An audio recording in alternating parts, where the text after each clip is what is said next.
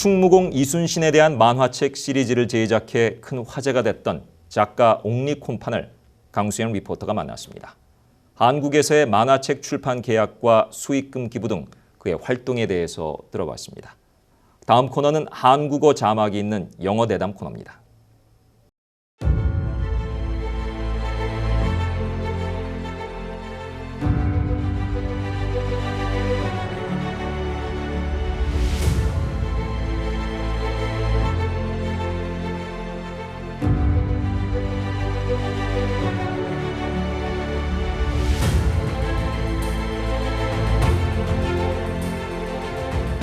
I want the world to know about Isun-shin. I want the world to appreciate the work that my team and I have done on this series. And I want to be able to expand into other mediums with it. I want to be able to take it to film. I want to be able to make video games off it, you know, go into branding and do all this fun stuff.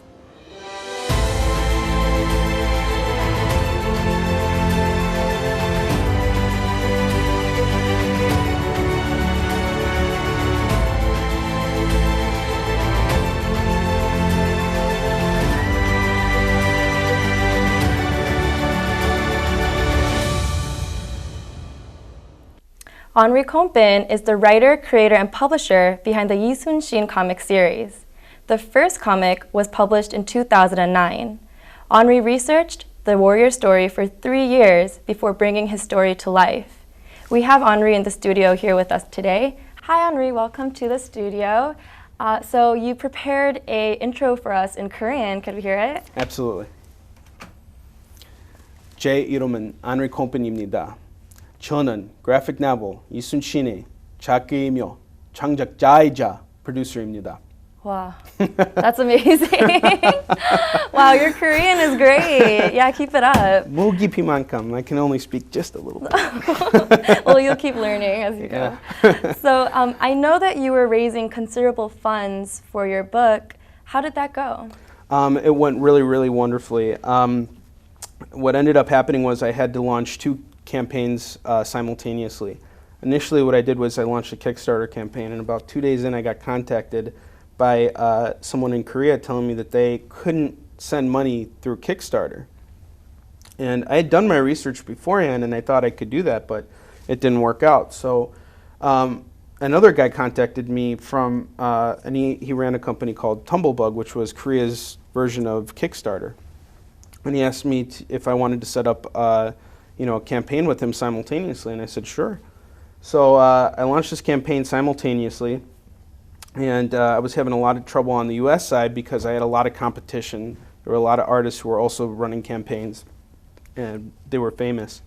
And people in Korea weren't really familiar with it, but they believed in our project so much that they invested their money and their time and everything. So we ended up raising about $17,000 in Korea and about $10,000 in the US. So overall we raised about $21,000, which is really really great. Yeah, or actually a little bit more than that, sorry. Enough to cover the cost of the next book. What are some of the basic costs that the fundraising would cover? Well, the general costs, and actually just all the costs period, are going to go towards paying for the artist to draw the book, the colorist to color it, obviously, and then the letterer to letter it, and my editor as well.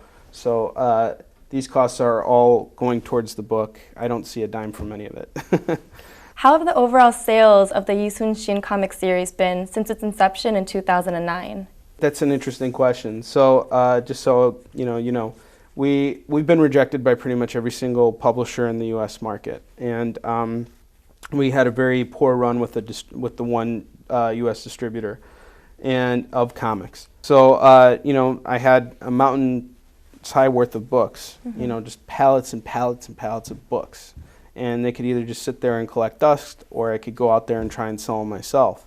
And I had no choice. I had to get out there. I mean, I invested so much money into having all these books, so I had to get out there and move them. And so I went to conventions all across the U.S. and Canada, and over the last 5 years, I've hand peddled about 45,000 books with very little distribution.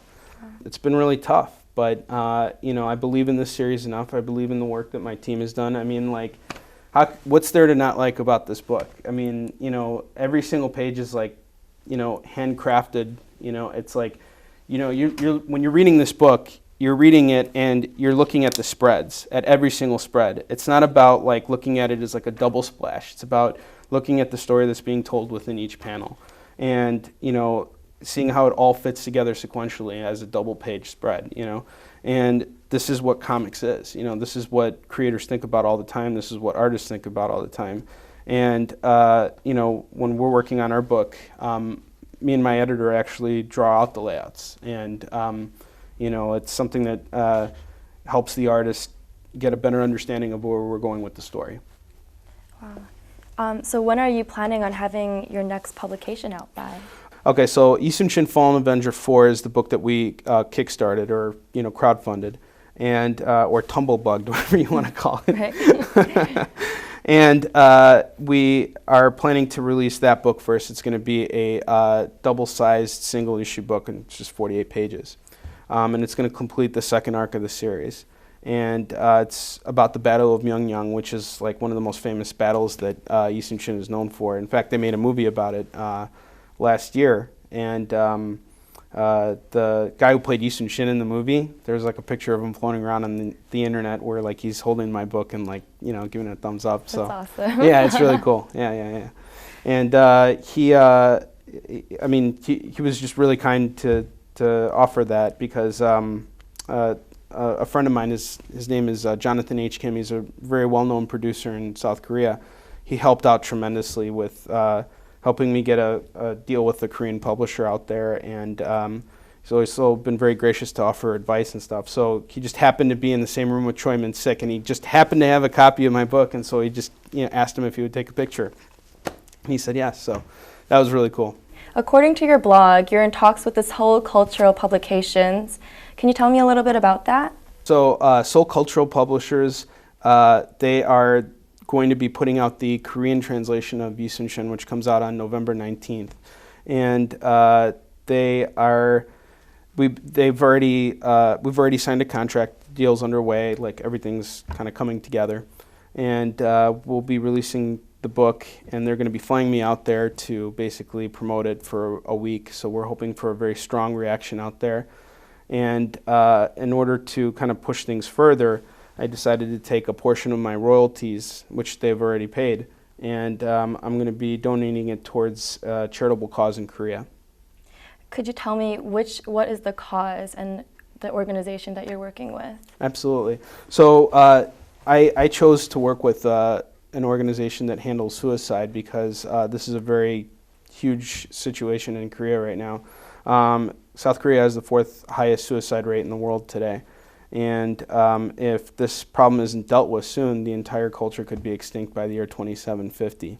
So I wanted to raise awareness for this very important issue because, in my opinion, I think that's what Admiral Yi would have wanted. You know, when he was fighting during the war, he was fighting for Korea's existence. You know, a lot of people think, oh, he was just fighting the Japanese because they were, you know, invading the country. He was not a very violent man. He was actually a very peaceful man. But he understood that he had to act because war was coming to his nation. So he was believed to be a very, he was a man who was fighting for peace, not a man who was fighting to shed blood. And when you see what's going on in Korea today, you know, they need help, they need inspiration. So my publisher is also going to be donating a small percentage of their royalties in order to combat youth employment. And together we're joining forces to really invest in Korea's future. So why are these issues important to you? You know, I've recently been starting to learn Korean, right? And you know, it's part of what change is about. You know, if I can't change when circumstances demand it, how can I expect others to? And the truth is that suicide and depression is something that is not typically seen as being a serious issue. It's not a real mental illness doesn't exist. You know, there's a preconception that if you're depressed, it's because you're making it up in your head. You're bored. You have too much time on your hands. But no, depression actually exists. I know people who are depressed. I know people who have committed suicide. And their reasons for committing suicide had nothing to do with the fact that they wanted to give up on life. They committed suicide because they honestly had no other options. That's what they felt. They felt like nothing could get better for them. You know, Yi Sun-shin failed many times too. In fact, he failed his military exam. He got on a horse, and he was riding on the horse, and he was trying to shoot the arrow and hit the target, and he fell off his horse and broke his leg. So what did he do? He broke his frickin' leg. You know, have you ever broken your leg before? No. I broke my arm right here, and I was crying like a schoolgirl, all right? Wow. I was in so much pain. Yi Sun-shin broke his leg, took a branch, tied a, you know, like a, what is it, a weed or something around it to like keep it straight, got back on his horse, hit the target, still failed the military exam. But eventually became the Admiral of Korea, and he saved the nation. So you never have to give up, and there's always help out there. And I want the people of Korea to understand that, you know, their future depends on them taking care of their mental faculties as well as their physical faculties, and making sure that they can contribute to society in a productive manner, and that they understand that there's a separation between you know, work and life, and that it's okay to enjoy life every once in a while. And the best way to enjoy life is to buy Yi Sun-shin Warrior and Defender. Oh, that was an incredible story, and very inspirational to hear. Just want to say It's true. yeah. It's true. It all happened. Hey, I didn't make it up. I swear. So I just want to say good luck with Yi Sun-shin, and thank you for spending time with News Magazine. Oh, thank you very much. Thank you. Thank you.